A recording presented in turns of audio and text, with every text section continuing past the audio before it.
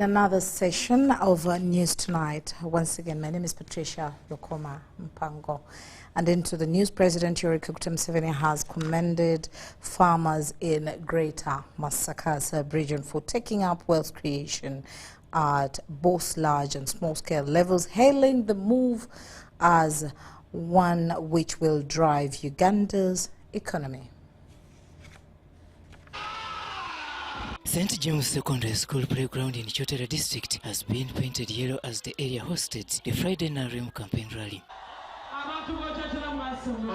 The Chotera campaign rally has been attended by the former Vice President of Uganda, Edward Kiwanuka II, NRM Central Executive Committee members Dr. Calvin Echodu, Jonadi Asimwe, Adrian Kobusinji, NRM Secretary General Richard Odwong, PLU Secretary General Daudi Kabanda, among others.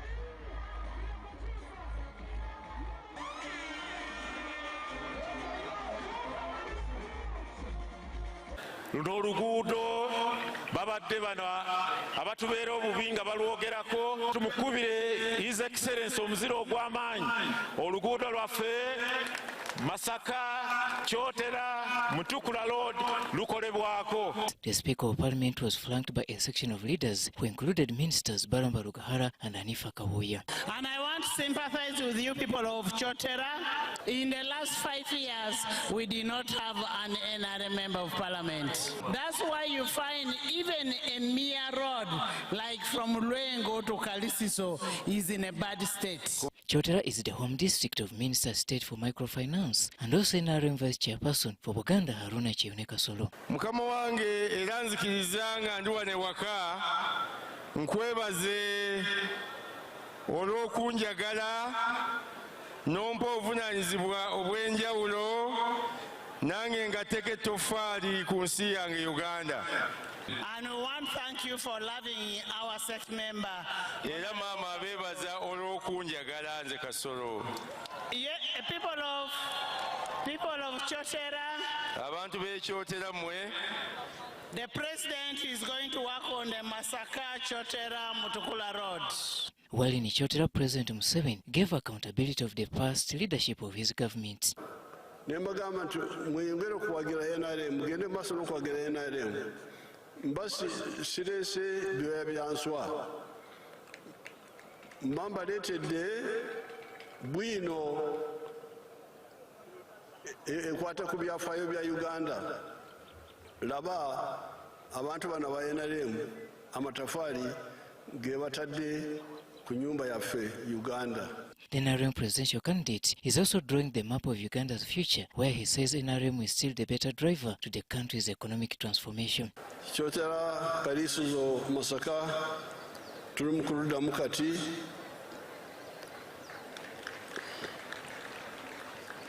Naye tugenda kukolana ku luguudo olw'ekyapa Kasensero. The economic infrastructure will not only end in Chotera, but also connect Uganda to the neighboring countries. Naye olukiiko lumwogerako lwe lutindo lw'okugatta Uganda n'ekitundu kyaffe ekiri emitala y'e Kajjera ekyanyangoma lwe lutindo lutwogerako. Era nga ngenda kubagamba batandika okutegeeka okulukola oluguudo olwo. President Museveni has also emphasized fighting poverty right from the grassroots to the household level. N'okuleeta industry n'okuleeta ebinazi wano njagala kukola ng'eki kye nakola Mbale mu Kirabaawo kye njagala kukola wano. According to the president, Uganda's economy is booming as a result of increased agricultural production, mainly in the sectors of milk, cattle keeping, maize and coffee farming. Kyekiri mu mata. Uganda kati erina amata mangi. Kyekiri mu nnyama. Kyekiri mu matooke. Kyekiri mu kasooli. Kasooli twalimanga tons 5,000 kati tuli ku miliyoni 5 za tons eza kasooli. Mr. Museveni has now addressed 4 campaign rallies in Greater Masaka sub-region since Thursday 18th December 2025. NRM oye! NRM oye! Omusajja omukulu w'enkofiira oye! In Chotera, the president received thousands of National Unity Platform Party members who have crossed over to the NRM party. Robert Onyango, UBC News.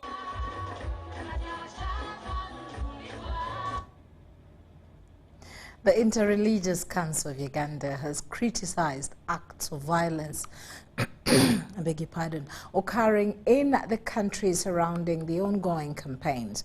The Archbishop of Uganda, Dr. Stephen Samuel Kazimba Mugalu, says such acts are unacceptable. In Jesus' name we pray. Amen. During its end-of-year press conference, members of the Interreligious Council of Uganda revealed that they have received several reports of violence and intimidation in the ongoing campaigns, with political activities in several districts turning tense and chaotic. Archbishop Kazimba Mugalu says this trend undermines the integrity of the electoral process and erodes public trust in institutions mandated to protect citizens. Elections are a civic exercise that has to be conducted in a peaceful environment. As religious leaders, we categorically say no to violence. Let us talk one another, listen to one another, and remain peaceful. He called on security personnel to uphold professionalism and respect human rights by ensuring all arrests are conducted legally, visibly, and transparently.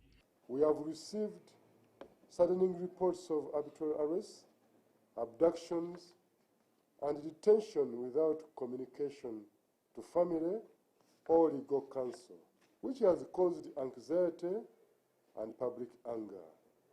We call upon all security personnel to ensure that every arrest is conducted, proper documentation and access to counsel and family in line with the law. The Electoral Commission has also been urged to take charge of the electoral process by providing clear public guidance and implementing measures that reassure citizens. When people feel compelled to guard their votes, it signals anxiety about whether institutions will do their duty faithfully.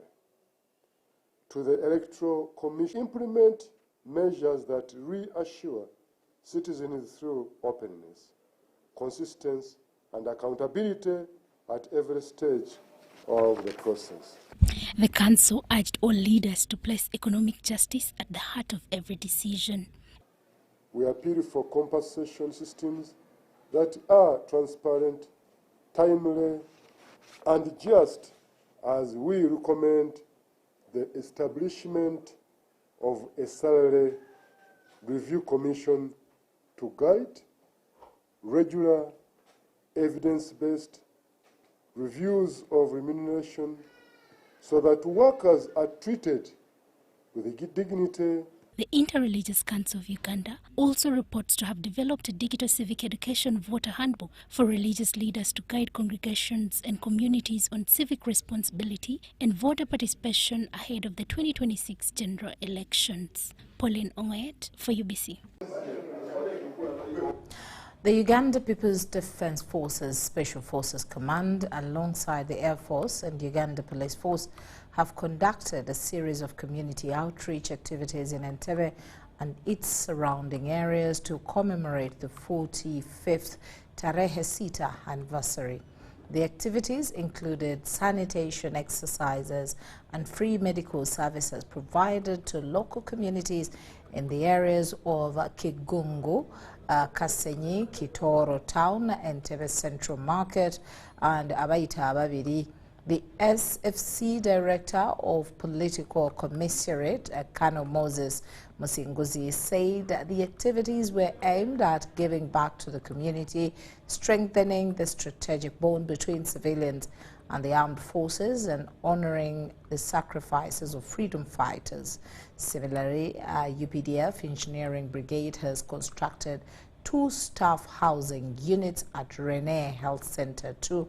As the construction works near completion, the projects are expected to be handed over to the end users on the 6th of January 2025.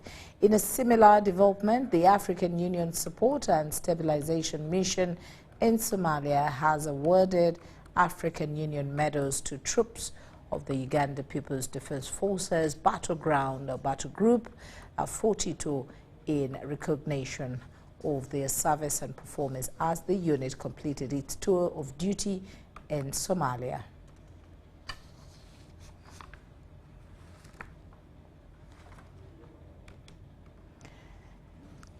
The avocado industry, under its umbrella body, Avoga Uganda, has tasked the government of Uganda to urgently regulate illegal export of avocados to Nairobi and enforce existing laws to govern the sector.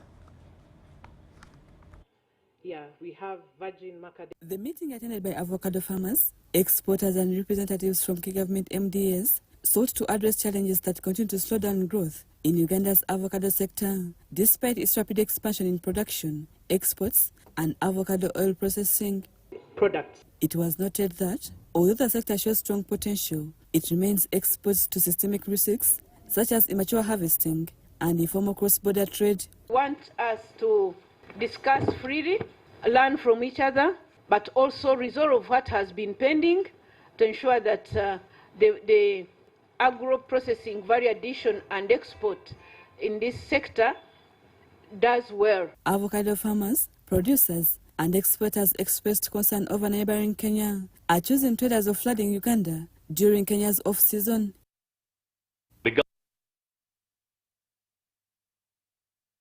Regardless of how much they're offering, they are desperate in this season of off-season, but they are taking all our fruits. So we are ending with not being able to process oil.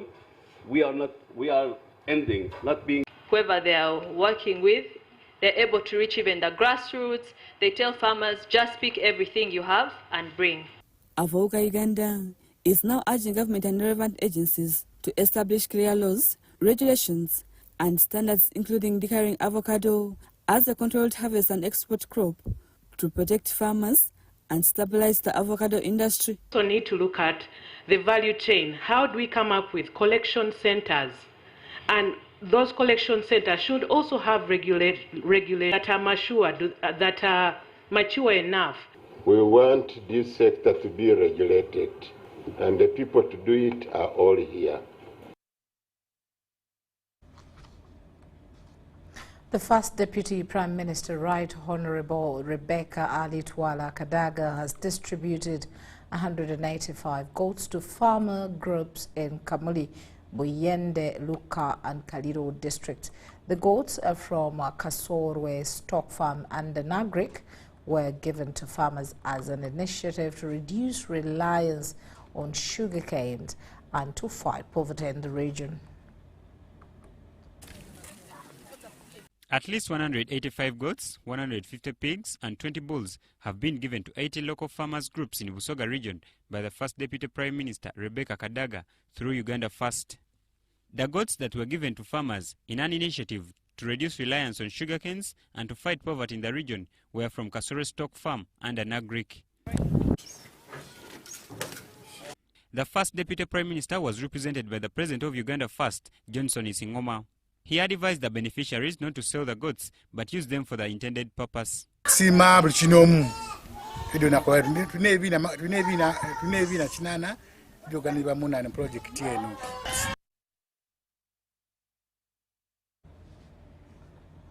The Intelligent Transport Monitoring System, ITMS, celebrated a landmark achievement, registering the 226th rider to receive a digital number plate. The milestone highlights growing adoption of technology aimed at improving security, accountability and efficiency on Ugandan roads. Uganda's Intelligent Transport Monitoring System, ITMS, is steadily transforming the transport sector by integrating digital number plates into everyday mobility. Implemented to enhance road safety, curb crime, and improve traffic management, the system has seen increased uptake, especially among commercial riders. The Dicto number plates, fitted with the tracking and identification features, are a key pillars of ITMS, enabling authorities to monitor vehicles and motorbikes in real time and respond swiftly to incidents. According to Azati Akamiradov, the Commercial and Government Relations Manager at ITMS Uganda, reaching over 200,000 riders shows that technology can work for both security and service delivery. We're happy that the LUC actually chosen one of our key partners in this country because of the similar commitments to the change in the safety and security and the digitalization of this country, which is very important. It's critical in this very special period for the country of the general elections. For us, 200,026 means that we are following our commitments to this country, to the nation. The system also supports operational efficiency, accountability and environmental sustainability, aligning with Uganda's push toward electric mobility. The people that wake up every day, the men and women that strive for a better future and a brighter Uganda. These are gents that will get up and spend at least 8 hours of the day riding their motorcycles, and we need to give assurance that while you're on the road, your life is in safe hands. With over 200,000 riders now digitally registered, Spiro and ITMS say the journey toward a safer, smarter and more sustainable transport system is well underway. Commitment to produce 300,000 number plates this year, and the next year we have a big goal of producing 1 million number plates. And our company at the moment is employing almost 300 people at our production facility, at our office and our installation, which is a great achievement for us and our commitment for a better and safe and secure Uganda. The ITMS initiative is overseen in Uganda by the Ministry of Works and Transport and that of Security, with the operational leadership from the contracted ITMS team and implementation oversight by government ministers, General Edward Katumba Wamala and retired Major General Jim Muhwez. Amwai Vanjuko for UBC. The Uganda Railway Corporation has inaugurated a new board of directors, with leaders calling for renewed commitment to revive the railway sector as a key driver of national and regional development. The inauguration comes at a time when Uganda's railway sector is in urgent need of revitalization and increased resource allocation from the central government. The railway transport is it's at the heart of the strategic development of this country, and the strategic infrastructure which must be supported and which must be revived.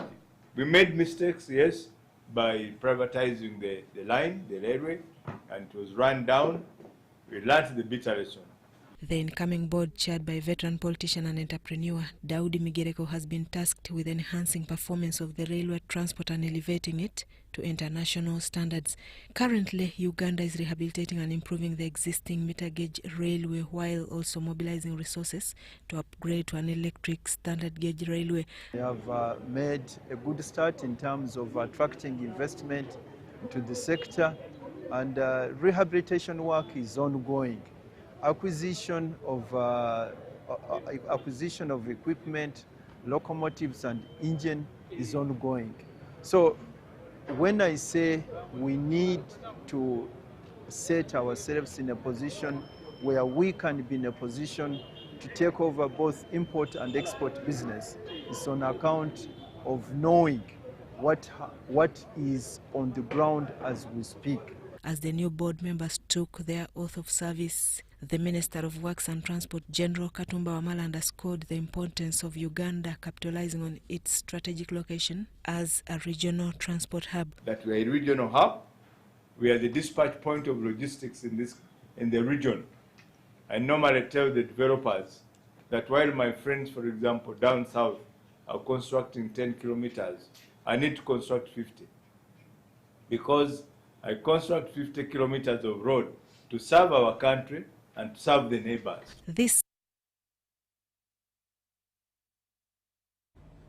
Makerere University has launched a new digital knowledge sharing platform aimed at strengthening collaboration between universities, government and industries.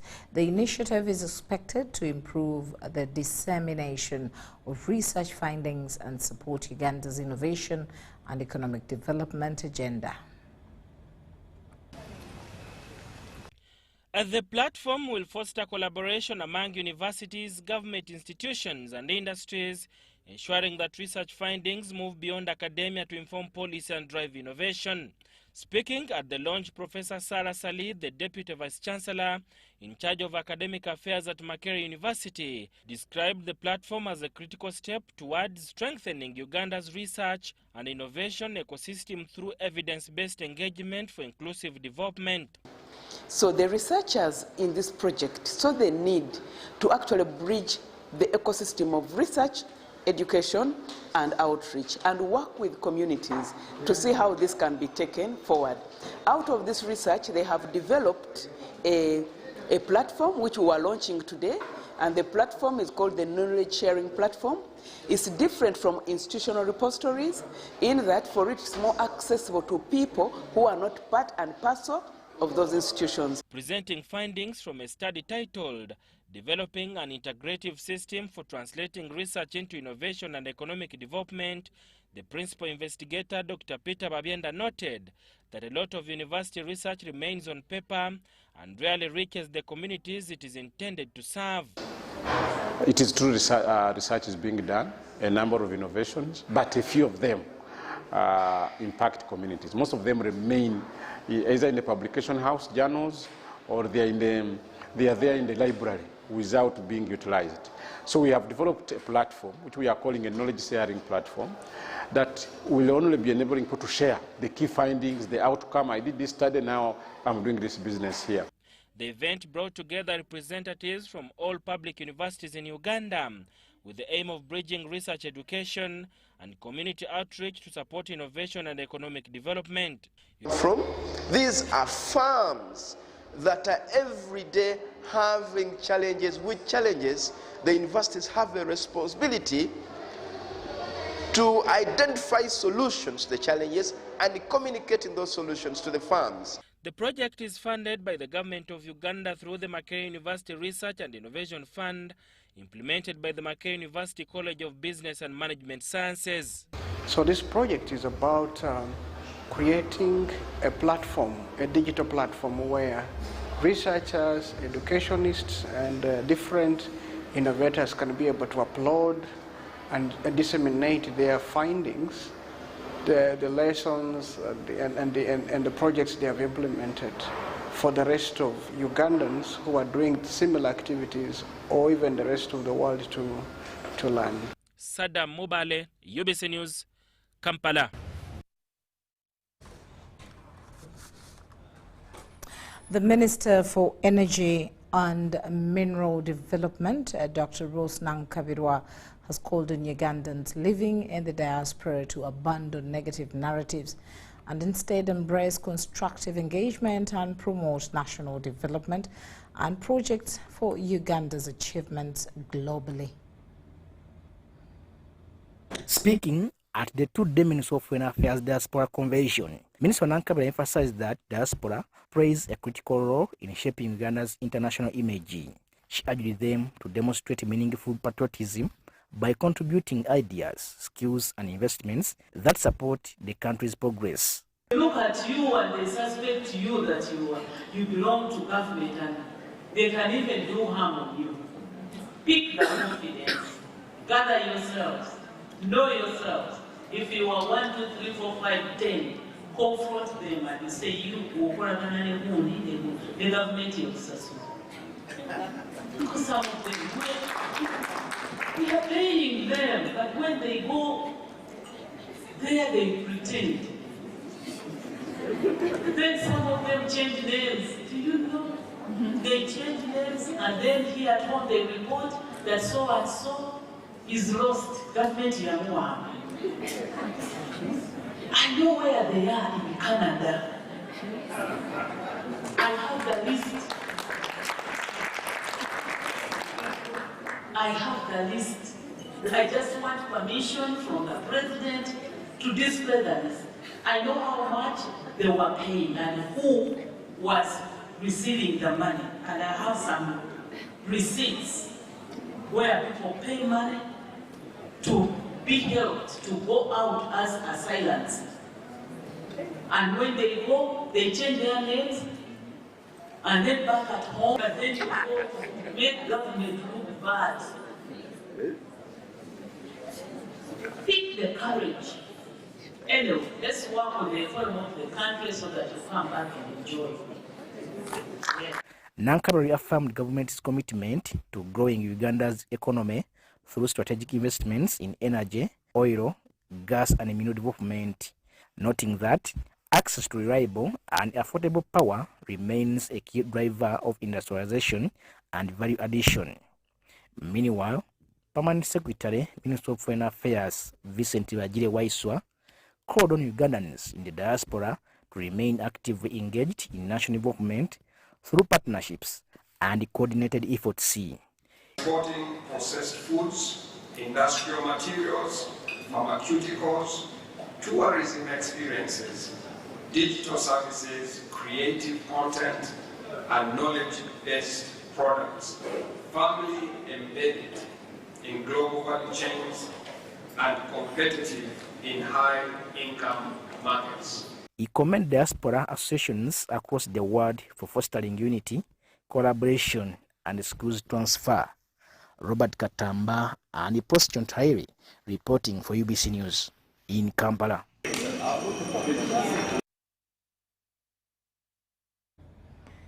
Now, government heavyweights have thrown full weight behind Metro Cement, Uganda's newest cement manufacturer. A high-profile pre-facility expansion launch in Kampala, signifying a strong state support for private sector players, fueling national infrastructure ambitions. Officials hailed the UAE-Uganda Business Summit as the launchpad for Metro's success, proving that such forums deliver real investment, not just handshakes, and underscored Uganda's investor-friendly policies, drawing Middle Eastern capital into manufacturing. I wish to sincerely thank the Metro Cement investors for heeding the call I made during the UAE-Uganda Business Forum in Abu Dhabi in 2022 to come and invest in Uganda. You listened, you believed, and you acted.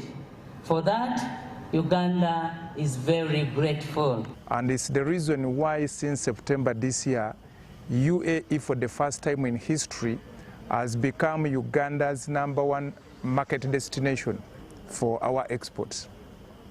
Last year, we exported goods valued at $1.3 billion and 50% of these were agricultural products. Metro Cement kicked off with its first production line in Mbale in 2019 at 327 tons annually. Added Line 2 in 2023 and now Line 3, set for completion by March 2026, will double overall capacity while rolling out an expanded range of cement construction products to meet surging demand from roads, housing, and industrial projects. The reason of selecting Uganda, first of all, Uganda is a country which is most peaceful country in East Africa. The system of country, whether it's the government sector or private sector, regulations are very clear from UAE Investment Authority, Uganda Embassy, the URI. All the departments are having a very clear message to the investors.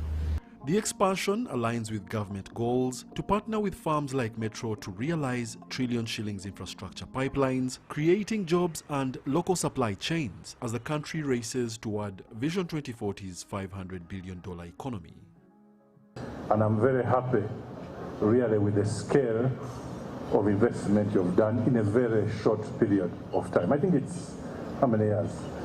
2 or 3 years, and you can see where you have come, and I can see you being one of the leaders in this space.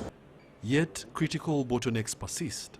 Uganda imports over half of its clinker needs, With Kenya, UAE and Saudi Arabia as top suppliers in 2023, officials stressed that exploiting northern Uganda's limestone deposits for domestic clinker production to slash costs, cut import dependency, and make infrastructure more affordable.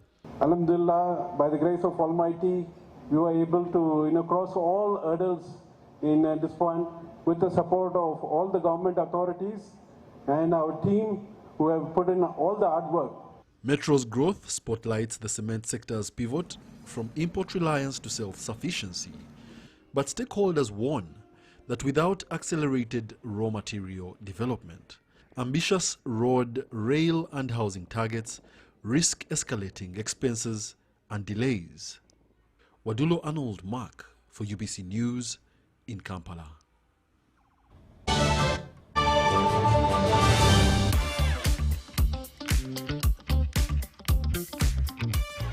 The program has met our expectations in that it has been able to give us business. They gave us a contract where we did a renovation at their head office. MTN trained us in their procurement process and also the IT technology. I was struggling with managing the finances of the company. So when I went for that training, I was able to improve in financial literacy and management. Are you a female entrepreneur looking to do business with MTN? Log on to www.mtn.co.ug/AWE. Together, our progress is unstoppable. Starting with 100,000 shillings, you begin building real financial strength, because wealth doesn't just happen, you build it. And the ones who start early end up ahead. Every deposit, every month, every little increase. This is how your money grows into wealth. Put your money to work with the experts at SBG Securities. Partner with us today on your investment journey. SBG Securities. Keep growing for you, for them, forever. This is our home, our land, our Uganda. From the rolling hills to the busy streets, from the farmers in the fields to the students in classrooms, we are one people. Elections are a time to choose our leaders, not to fight our brothers and sisters. When violence enters the ballot box, the future of our country is wounded. But when peace leads the way, our nation grows stronger. On election day, choose unity over diversion, respect over hatred, and dialogue over distraction. Love your country, protect your fellow citizens, stand for peace, and say no to electoral violence. This message is brought to you by the Global Election Observation Mission, GEOM, in partnership with the Uganda Electoral Commission. Informed citizens, strong nation. Unisteel Investment Uganda Limited, shaping the future of steel in East Africa and beyond. With an investment of over $100 million and a production capacity of 300,000 metric tons per annum, Unisteel is setting new standards in steel manufacturing. At our state-of-art facility, we produce TMX rebars, branded Unis TMX 500 CWR, and high-quality wire rods using only imported virgin steel billets. Every batch is tested and tracked for unmatched quality assurance. Our steel powers the region's most ambitious projects, from dams, skyscrapers, to bridges and beyond. Unisteel, superior quality, trustworthy choice. Kabogozi, where are you coming from? From NSSF. NSSF? You traveled all the way from Namagundi to get NSSF services. Lekanawe. You walk on the era. NSSF is now everywhere. Come on, I show you.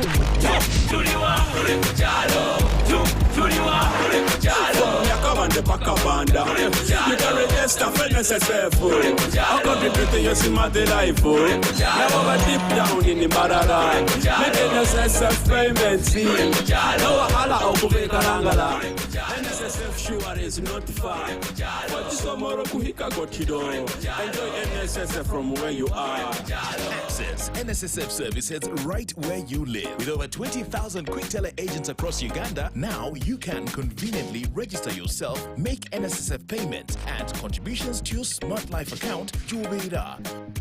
NSSF, a better life.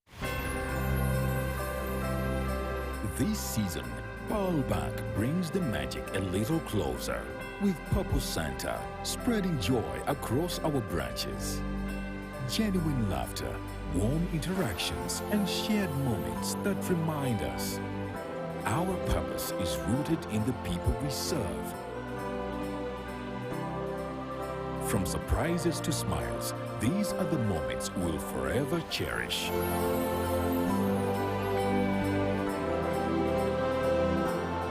Merry Christmas and a Happy New Year from Pearl Bank, formerly Post Bank.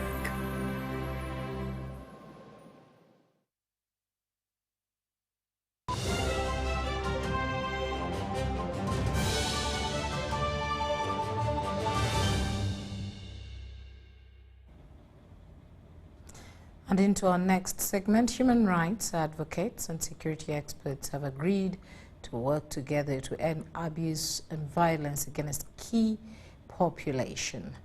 According to the Assistant Superintendent of Police, Eddie Semite-Ego, despite the fact that sex work is illegal in Uganda, it should not translate into any kind of abuse, acts of violence, or denial of basic protection. As concerns grow over brutality allegedly meted out on sex workers by both clients and some law enforcers, stakeholders are calling for approaches that prioritize safety, dignity, and cooperation with the authorities.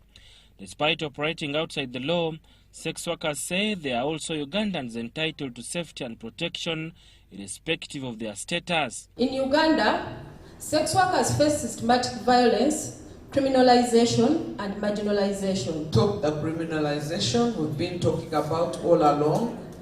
Many recount experiences of physical assault, extortion and harassment, sometimes from clients from those mandated to protect them. Justice. They are kept in custody beyond the constitutional hours. According to their advocacy groups, fear of arrest often forces workers into unsafe environments, limiting their ability to report abuse or seek medical and legal help. Here alone we've handled about 15 cases of sex workers who have been murdered. Police, however, maintain that irrespective of the illegality, safety can still be ensured through cooperation and dialogue. Challenges, because they are also human beings. Two, we need them to join us in crime prevention. Be that they are dealing with many different categories of people. I thought wisely that when we bring them on board, they can as well also support us in crime prevention. Does not require legalizing sex work, but rather adopting harm reduction approaches like training law enforcers on human rights, discouraging excessive use of force, and separating moral judgment from the public safety duties. For instance, we normally attend the activities happen to someone. We don't mind whoever is doing what, as long as there is any criminality happens, we normally attend. Civil society organizations are also urging the government to strengthen oversight mechanisms within law enforcement to address allegations of brutality and corruption. It's not a nice and enabling environment for sex workers to operate in Uganda. However much the government of Uganda to some extent does recognize us and give us room for, to be able to access some of the services that they... Holding the rights and dignity of every Ugandan. As discussions continue, the call remains clear. Violence against any person is unstoppable, regardless of their occupation.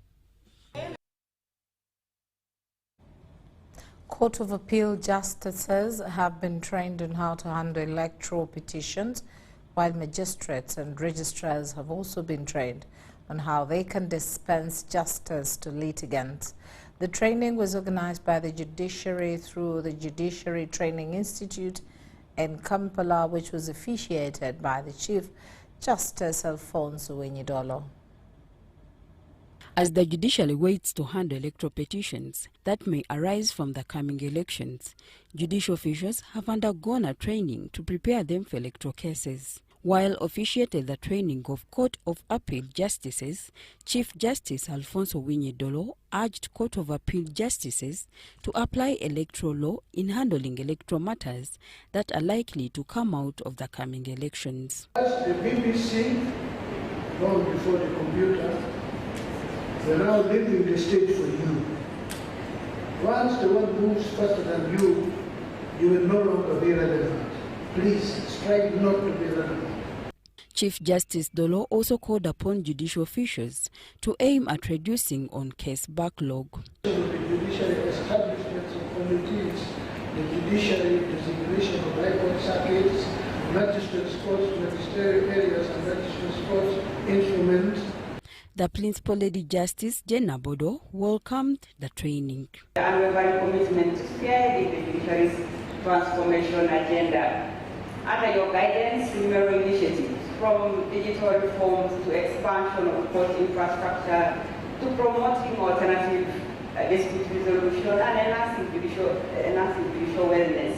The chairperson, Governing Council Judicial Training Institute, Justice Mike Chibita, urged judicial officials to always adhere to the Judicial Code of Conduct and ethics in handling cases.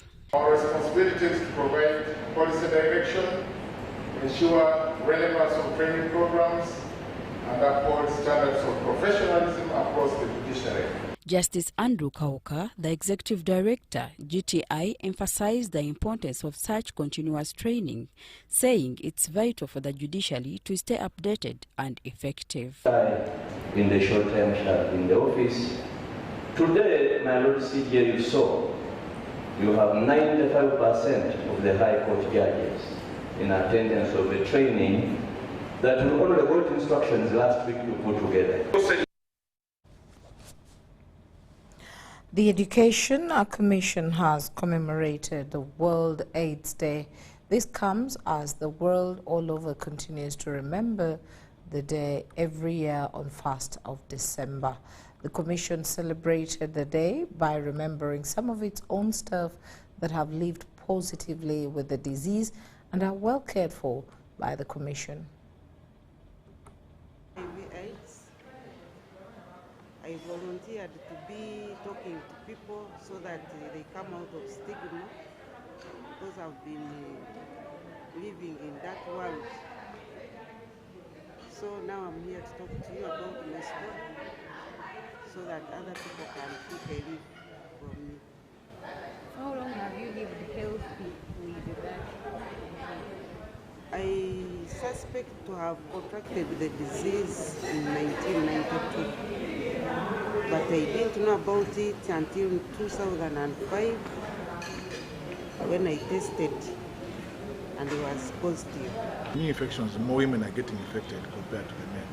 However, when it comes to deaths, more men are dying compared to the women. Out of about the 20,000, about 8,700 were men compared to the women, about 8,300.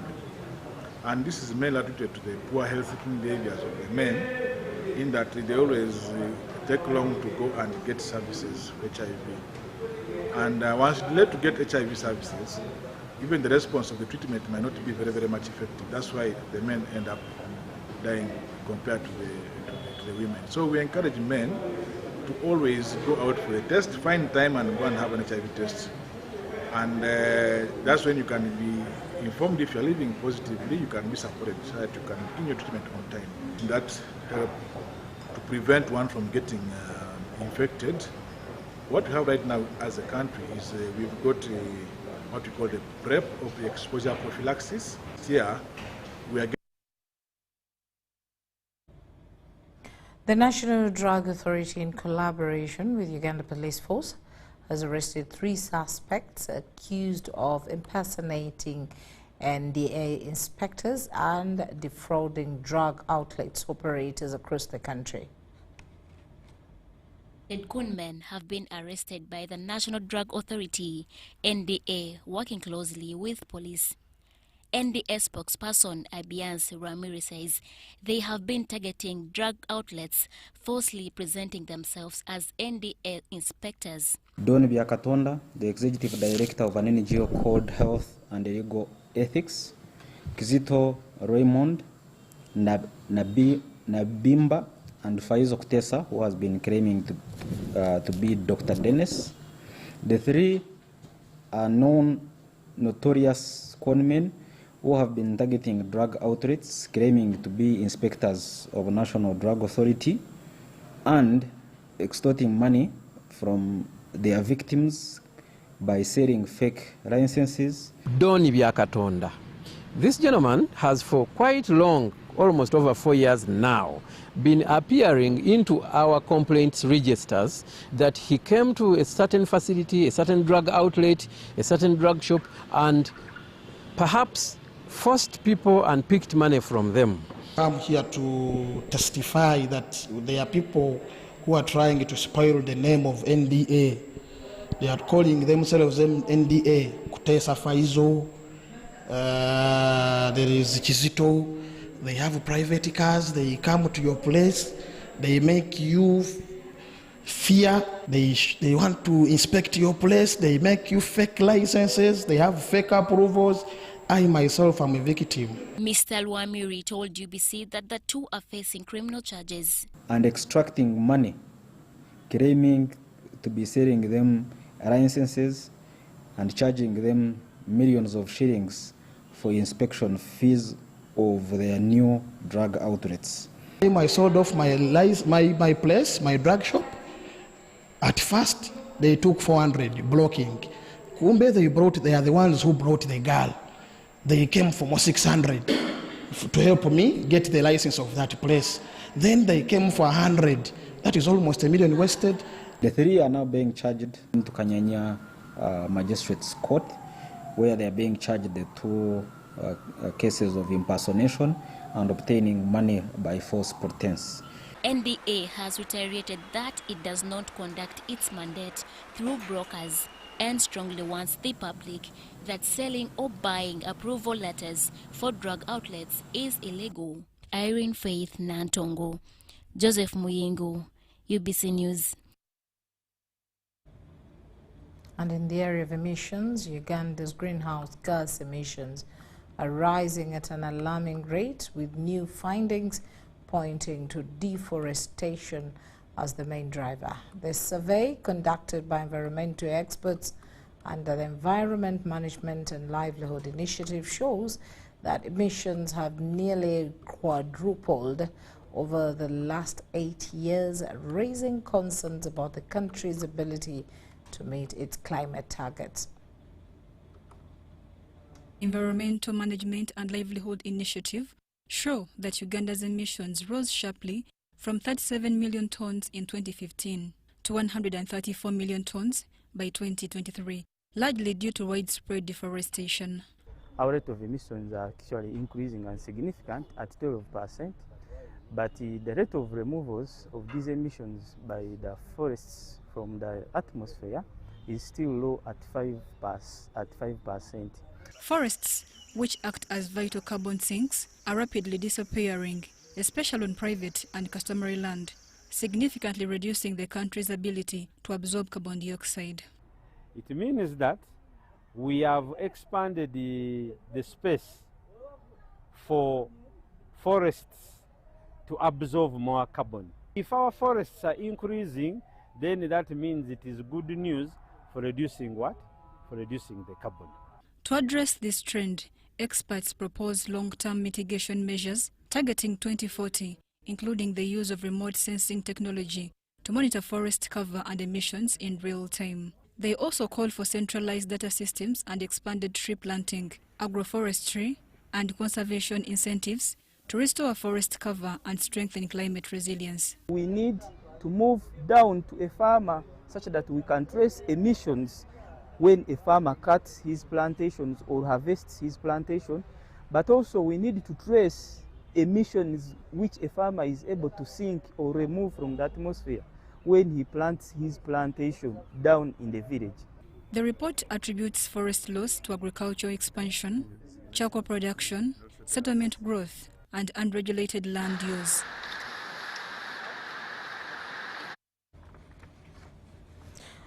The Rotary Club of Kampala Platinum has reaffirmed its commitment to service and community transformation following the visitation of the Rotary District Governor, District 9213, Go Geoffrey Martin Kitakule. The event, which was held alongside the induction of new club members, set the tone for the year. It was a day marked by fellowship, reflection and renewed commitment as members of the Rotary Club of Kampala Platinum hosted the Rotary District Governor, District 9213, Geoffrey Martin Kitakule. The visit coincided with the induction of new members, men and women, pledging to uphold Rotary's core values of service above self. So as a club, they've already started on doing things that make a difference. They've done Rotary Family Health Days, targeting non-communicable diseases, and that's a good start. So we encourage those who have a heart to give. That's what Rotarians are, because we're able to give funds and help communities. It's not that we are rich, but we just have a heart to give. And whoever has a heart to give can actually join us to make a difference in communities. Unity and purposeful service echoed throughout the gathering as club leadership unveiled plans for a Rotary year focused on transforming lives. Unite for good.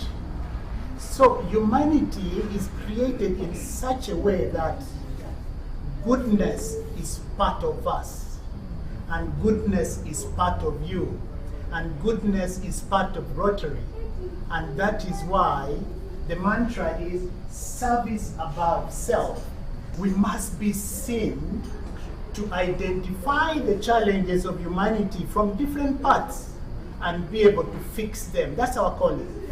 The President, Rotary Club of Kampala Platinum, outlined key projects, including a medical camp addressing non-communicable diseases, disease prevention initiatives, youth skilling, basic education and literacy, and community economic empowerment. All members are encouraged to give and contribute to a service project. When we have a service project, like we're going to join, we're joined by RC Bukerere to do a Rotary service to the youth and give back to the youth through training in skills. And also we're going to have a Rotary partnership with the Rotary Club of Croix in USA for giving back to the ladies or to the girls to deal with their menstrual health. And so I'm excited for what we are going to do as a Rotary Kampala Platinum Club, but Rotary International at large and our district. It's very, very exciting. Lasting change. United in purpose, the club is determined to deliver lasting community impact through charity.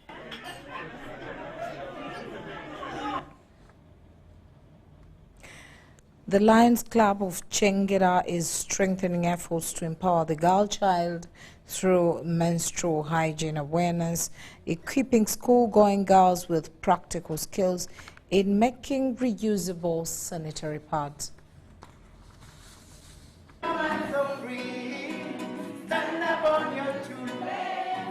Where there is a need, there is a lion. True to this call of service, the Lions Club of Chengera continues to translate compassion into action. With youth service as one of its core pillars, the club has marked a key milestone in promoting menstrual hygiene among school-going girls. Through its partnership with Makamba Memorial Church of Uganda Primary School, Budo, the club conducted hands-on training in the making of reusable sanitary pads, an intervention aimed at addressing menstrual hygiene challenges that often disrupt learning. So I want to take this opportunity to launch this powerful project, reusable pads, in Chengera Lions Club in English School, Kamba.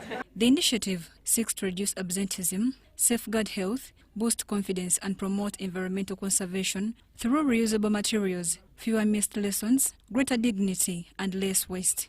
The project was officially launched by the District Governor of Lions District 411B, Lion Allen Tosh Naturinda, during her working visit to one of the youngest Lions Club in the 411B district, covering Uganda. But to thank the teachers who opened, especially the head teacher, for opening your gates for Lions to come in and teach something beautiful as this. I believe you're enjoying the partnership. The headmistress of Makamba Memorial Church of Uganda Primary School, Namudo Sarah, welcomed the initiative, describing it as timely support for the girl child while reinforcing environmental responsibility. n'abayizi bennyini they are proud of it. And now bagenda kuddayo nga beefiiringa nti balina skill gye bakoze ki gye bayize, and moreover in boring days. Lions Club leaders also called upon parents, teachers and well-wishers to join Lions Club and actively engaged in community services, noting that collective action multiplies impact. The girls have done the pads and we've planted the trees. So we thank you everyone and the parents and the Lions of Kampala Central, Lions of Chengela Club for all your contributions. Menstrual hygiene challenges in schools.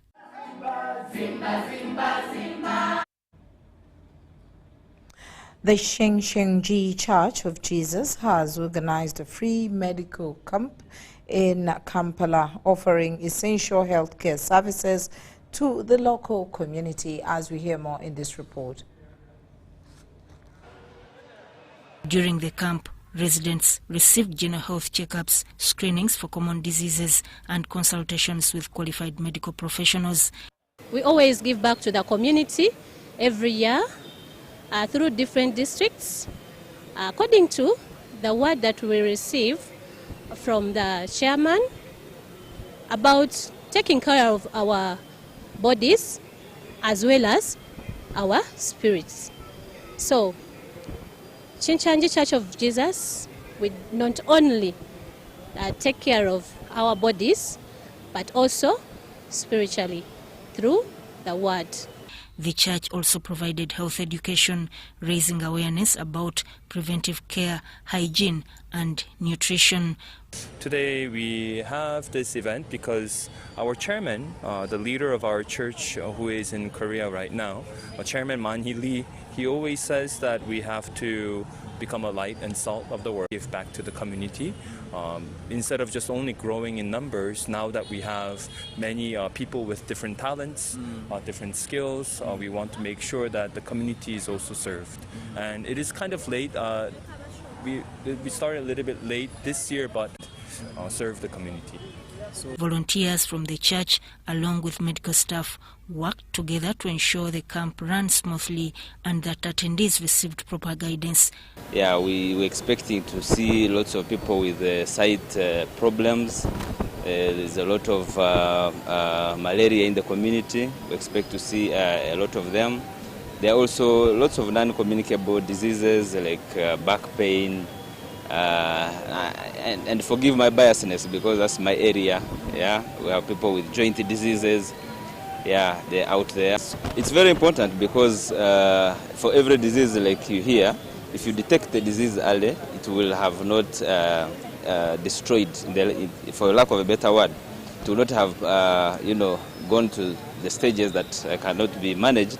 So if you catch the disease early, it is easy to treat it, and the outcome will be much, much better. Get out, go and check early, eat healthy, but also in this festive season, try to not also eat too much, because too much food is also not good for our bodies here. Sudat Kaye, UBC News. During the camp, residents received general health checkups.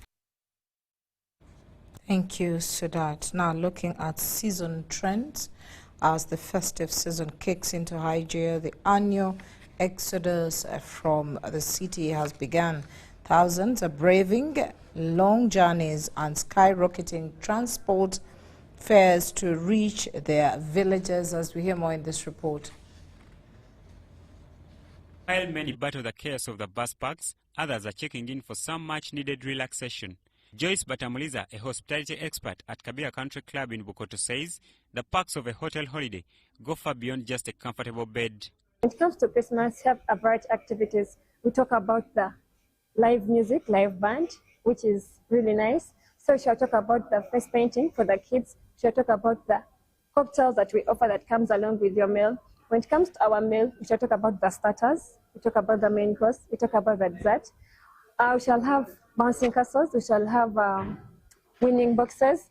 The lucky winner will come up with a gift. Beyond the activities, Batamuliza notes that the true value lies in reclaiming your time. By moving the celebration to a hotel, families can eliminate the stress of hosting, cooking and cleaning, allowing them to focus entirely on each other. She also highlights that survey travelers can use the holiday to maximize loyalty program rewards, such as free nights, room upgrades, while establishing new relaxed traditions. Why would someone leave home to come and have this experience with us? We have different offers. We've been having the same meals, we've been in the same environment, but this time around it's a new environment whereby we meet different people, we meet different culture, whereby it's more fun. Imagine having fun with different people coming from the different parts of the world and coming together. It's really nice. We shall talk about the meals. Remember, you've been having the same meals as a family, or sometimes have that meal with different people, or you're having meals in different areas, but this time around it's a family and gathering. Whether it's a dip in the pool or a professionally prepared turkey dinner, the shift toward the hotel holidays suggests that for many, peace of mind is the ultimate Christmas gift. Jimmy Aluli compiled the story.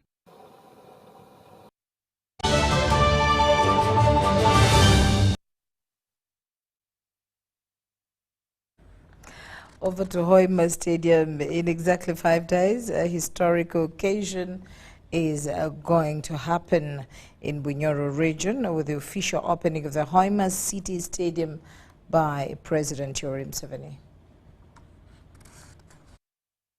Suma has outdone itself. Uganda's sports sector is due for an early Christmas gift, where the President of the Republic officially opens the Hoima City Stadium next week. Its construction started 1st September 2024 and was meant to last 18 months. But it is to be officially commissioned a few months before its expected delivery date, earlier set at 28th February 2026.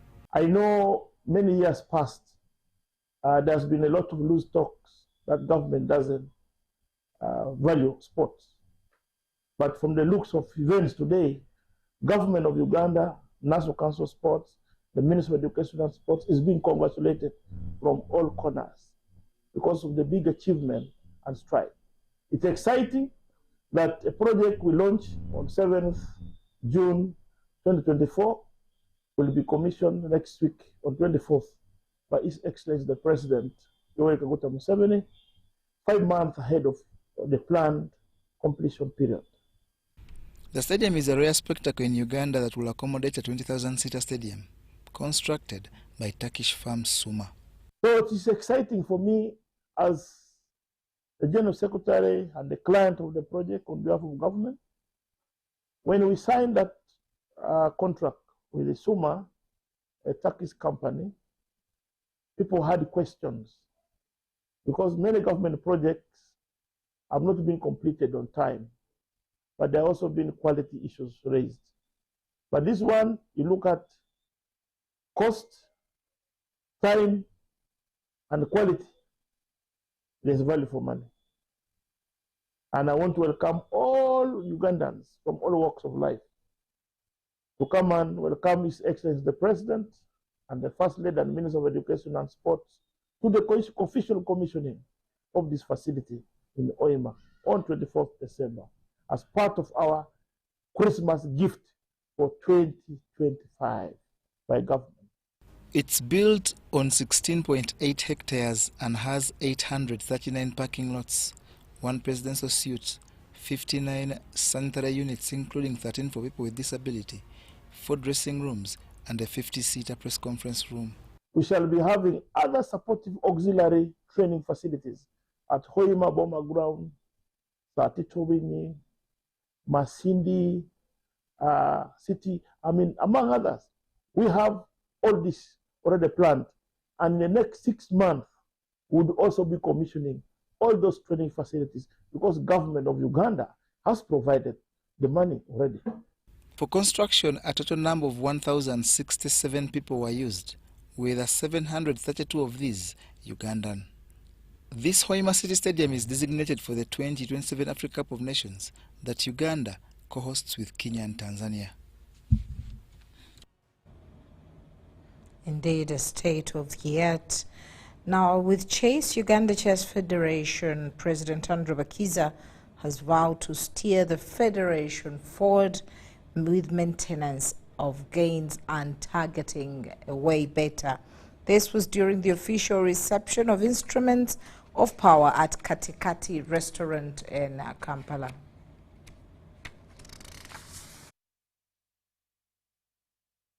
I've ever been the Uganda Chess Federation treasurer some time back. Then I took a bit of leave, and now I'm back. I'm back with the knowledge that about chess. I'm back with now the experience I've got in the corporate world. I've come with a number of connections that I can leverage on to make chess better. So I've come with total knowledge and experience on taking chess to the next level. So we have good already record on supporting ladies, and that's why we even have a lady on executive, and we have a number of ladies programs which I will support and push them even to a better level. My vision is we are going to have strong management, strong funding, and strong player. What do I mean by strong management? I need transparency, I need accountability, I need respect of the law, I need respect of each other. That is the strong management I'm looking at. And with that story, we end our news. Thank you once again for allowing us into your space. My name is Patricia Lukoma Mpango. It's a good night from us.